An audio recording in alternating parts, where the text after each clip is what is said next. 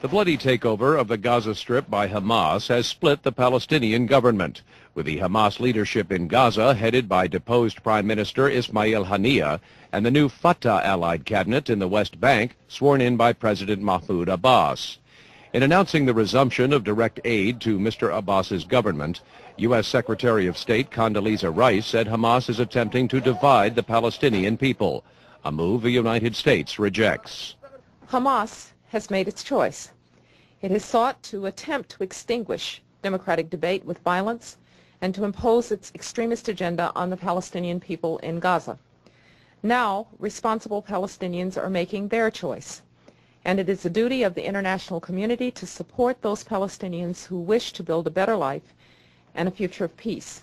Analysts say the division between the West Bank and Gaza has endangered the Palestinians' goal of forming an independent state in the two territories, which are located on opposite sides of Israel.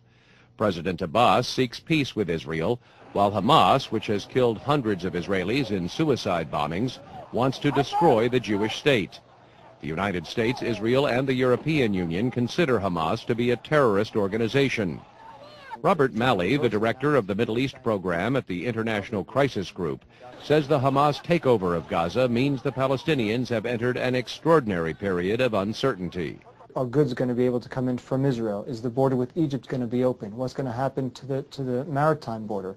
Those are questions that everyone is asking right now because, frankly, this is a new situation. It's an unprecedented situation, and nobody has any guidebook to go by.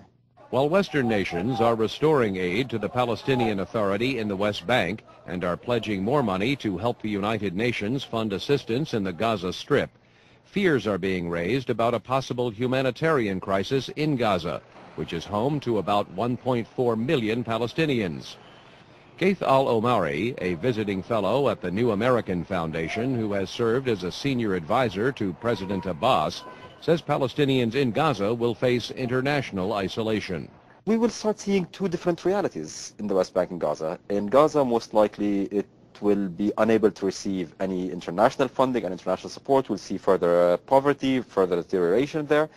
The West Bank might fare a little bit better. Hamas began its rise to prominence in the late 1980s during the first Palestinian uprising against the Israeli occupation in the West Bank and Gaza. Following the Oslo peace accords in the early 1990s, the group's armed wing launched a campaign of suicide attacks against Israeli targets. Early last year, Hamas won Palestinian parliamentary elections, defeating the Fatah-led government, which was seen as corrupt and ineffective. The group's popularity is partly due to its extensive network of social services, including schools, health clinics, and mosques.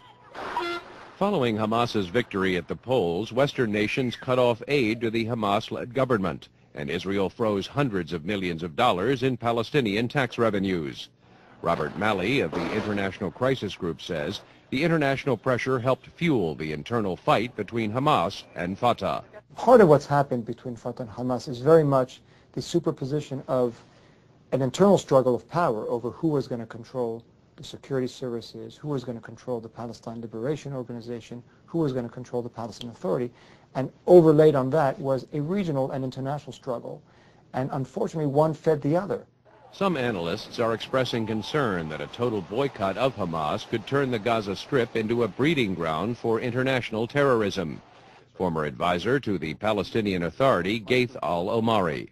If central authority in Gaza crumbles, if Hamas crumbles, it will not now be replaced by Fatah, it will be replaced by either small gangs, regionally or locally based gangs, and more frighteningly, it might be a good ground for Al-Qaeda type organizations to start flourishing. Analysts say the United States and Israel are backing President Abbas to send a message that more is to be gained by negotiations than by violence. Robert Malley of the International Crisis Group. In the short term, I think the strategy is going to be to try to decouple the West Bank and Gaza and to build a showcase of success, if that's possible, in the West Bank, and to contrast it with Gaza. The general outlines of a peace settlement between the Israelis and Palestinians have been known for years, although no significant progress has been made since the Oslo process collapsed. Analysts say achieving a two-state solution appears more difficult than ever. now that the Palestinians are virtually split into two separate states themselves. Meredith Buell, VOA News, Washington.